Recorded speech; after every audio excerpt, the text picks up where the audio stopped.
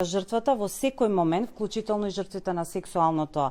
насилство и силување, мора да одлучуваат сами кои постапки ќе се водат, односно волјата за нивното евентуално поведување на постапка за заштита мора да биде исконсултирана. Нашиот систем во принцип не го следи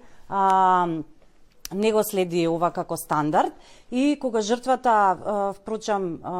е силувана или доживеала друга форма на сексуално насилство и се обиде да побара поддршка во овие центри, настанот мора да биде пријавен во полиција и јавен обвинител мора да даде налог дека треба да се собираат докази. Зошто е потребна унапредување на овој документ? Сексуалното насилство е една од најмалку пријавуваните форми на насилство во нашата држава. Сервисите кои што постојат се во суштина само овие три, кои што сега ги спомнав, трите центри, и таму се обезбедува првична помош за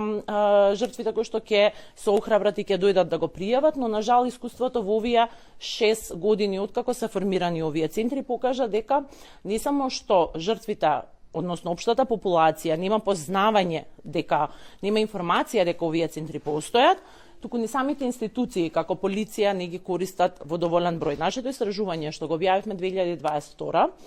покажа дека помалку од 1/3 од жртвите евентуално ги користат овие услуги.